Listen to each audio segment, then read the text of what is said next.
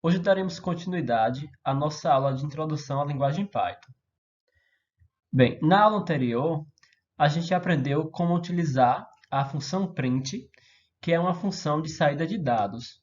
Mas hoje a gente vai aprender como utilizar a função input, que é uma função de entrada de dados. Basicamente, a função input tem a seguinte sintaxe. Ela é feita da seguinte forma: coloca-se input e abre e fecha parênteses. Nesse caso aqui, o usuário já poderia fazer uso das funcionalidades dessa função, mas ele poderia também utilizar a função input da seguinte maneira: colocar input, abre e fecha parêntese, e colocar algum texto para que seja exibido para o usuário. Nesse caso aqui foi o texto mensagem para o usuário, mas poderia ser, por exemplo, informe um valor inteiro. Então, nesse caso, o usuário ficaria ciente de que o programa do computador espera que ele digite um valor inteiro. Bem, mas o que é de fato a função input? Bem, é uma função de entrada e saída de dados que permite ler dados da entrada padrão, que nesse caso aqui poderia ser um teclado. O resultado dessa função ela deve ser utilizada de algumas formas. Quais seriam essas formas? Ela tem que ser atribuído a uma variável ou usado numa expressão do lado direito de uma atribuição, ou então usado como parâmetro dentro de outra função, especialmente as funções de conversão de dados numéricos. Então aqui eu trago alguns exemplos para vocês. Nesse primeiro caso aqui, nome igual input. Qual o seu nome? Como vocês podem perceber, aqui está sendo solicitado para que o usuário digite o seu nome. Então, a gente poderia ler da seguinte forma: nome recebe o nome que será digitado pelo usuário. Aí vamos supor que o usuário digite aqui Pedro. Esse, essa literal, esse texto Pedro, ela vai ser então atribuído à variável nome. Aqui é importante a gente salientar um detalhe. A função input, o retorno dela é sempre string. Então, dependendo do tipo de dado que você quer, é necessário se fazer uma conversão. Então, nesse caso aqui, idade é igual input, qual a sua idade? Nesse caso aqui, a gente utiliza uma outra função, a função int, para converter esse valor, que é a idade do usuário, para então ser atribuído à variável idade. Então, como seria a execução dessa linha aqui? Primeiro seria exibido a mensagem qual a sua idade na tela do computador do usuário. Ele então informa essa idade. Essa idade, que é um texto, é então convertida para inteiro e então atribuído à variável idade. Aqui também temos um outro exemplo, onde é perguntado ao usuário: digite o raio do círculo. Aí o usuário ia digitar esse valor, ele iria ser lido pela função input e então convertido para um inteiro, que então seria atribuído à variável raio. Aqui temos um outro exemplo, um outro contexto, onde é perguntado ao usuário: digite a matrícula. O usuário então digita a matrícula, esse valor é atribuído à variável matrícula. Em seguida, é solicitado para que o usuário digite a média. Essa média, então, atribuído a texto. Perceba que, em geral, uma média ela não é um string, né? Ela é um valor real. Mas nesse caso aqui, ele foi atribuído apenas como sendo um texto. Mas a gente pode, então, fazer essa conversão logo em seguida, fazendo float e passando como um parâmetro esse texto, né, que é o valor digitado anteriormente pelo usuário, que foi atribuído à variável texto. Aí então, essa função float vai converter essa informação que está contida em texto e então vai atribuir a média. Podemos fazer dessa forma, como também podemos fazer da seguinte maneira: média é igual a float e dentro da função float colocamos o input, digite a média, que é como a gente viu aqui logo no início. Então pode ser feito dessas duas formas: ler a informação e depois fazer a conversão, ou já ler a informação e já fazer a conversão. Então vocês podem estar utilizando dessas duas maneiras. Bem, aqui temos mais alguns exemplos. Print entre com dois valores. Aí isso seria exibido para o usuário. Em seguida, o usuário ele pode digitar o valor. Perceba que nesse caso aqui, o input foi colocado sem nenhuma mensagem, mas mesmo assim ele consegue fazer a leitura desses dados.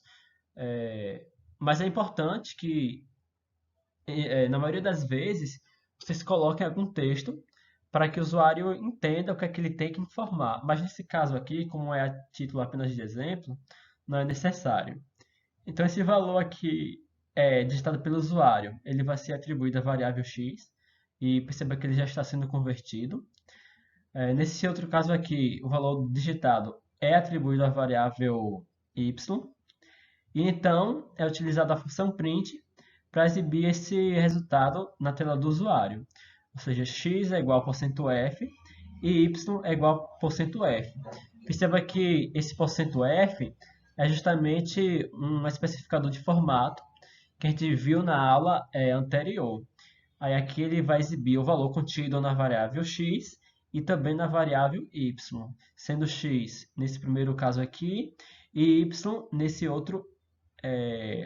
nessa outra parte, né, no valor do y. Temos um outro exemplo aqui, onde é solicitado que o usuário entre com o nome, esse valor é atribuído à variável nome. Depois, é solicitado que o usuário informe o sobrenome. E então, utiliza-se um print para desejar boas-vindas a esse usuário, ou seja, bem-vindo, %s, para representar os valores que estão contidos na variável nome e sobrenome, respectivamente. Ou seja, bem-vindo, vamos supor que aqui tenha sido digitado Pedro e aqui Figueiredo. Então seria bem-vindo, Pedro Figueiredo. Bem, aqui eu trago algumas dicas para vocês como desenvolver de forma legível, né, o seu programa. Primeiro, usar comentários e documentar o código. Isso é muito importante, pois quando outros usuários forem utilizar ou forem ler o seu código, o seu código vai se tornar mais simples para ele entender, em torno da compreensão do código propriamente dito. Em seguida, dar nomes significativos às variáveis. Então, evite criar variáveis, por exemplo, x, y, z, auxiliar. É importante que a gente dê nomes significativos para que o programa se torne mais entendível para quem lê o seu código.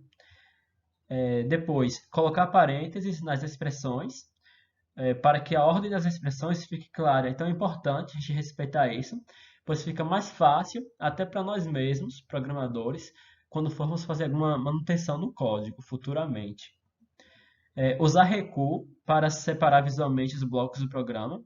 Lembrando que o Python ele já meio que força o usuário a fazer isso, pois a indentação é feita justamente a partir desses recuos. Então ele é reforçado pela própria linguagem. Depois, alinhar informações relacionadas. Então, é importante que códigos semelhantes, blocos semelhantes, estejam sempre próximos um do outro. Evitar longas linhas de programação, quebrando-as quando necessário. Então, é importante também fazer esse tipo de ajuste. E aqui eu trago uma informação bem importante que a gente viu um pouco quando a gente estudou sobre compiladores e interpretadores, mas é bom a gente revisar mais um pouquinho, que são os ambientes integrados de desenvolvimento, ou seja, as IDEs. As IDEs, elas geralmente contam com um editor de texto, que pode conter, né, recursos para ressaltar a sintaxe da linguagem, seja por meio de cores, identificação de erros, identificação automática e até mesmo o autocompletar. Isso facilita muito, né, quando a gente estiver desenvolvendo algum programa, pois isso já economiza muito nosso tempo. Também ele possui um compilador ou interpretador, dependendo se a linguagem é compilada ou interpretada, para transformar o código-fonte em código de máquina, que é o código que é de fato compreendido pelo computador. Ele vem também com um depurador, que é um debugger, né, que permite localizar erros durante a execução do programa. Isso também é muito importante para os desenvolvedores. Além disso, possui outras ferramentas para automatizar esse processo de produção de software. Bem, existem algumas IDEs livres que são voltadas para a linguagem Python. Entre elas temos o PyCharm, o IDLE, que já vem com o próprio Python, e temos o Spider. Então, vocês podem estar utilizando uma dessas três aqui.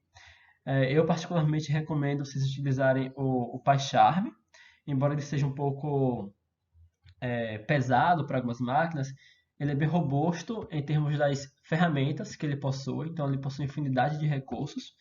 E o idle pode ser utilizado de forma interativa, para você ver de fato como o seu código está se comportando. E é muito importante na fase inicial, quando você está aprendendo a programar, pois ele já te dá um retorno naquele momento, né, em tempo real, do seu código. Então, ele é importante para essa parte interativa. Então, é isso. Na próxima aula, a gente vai aprender sobre operadores relacionais e operadores lógicos.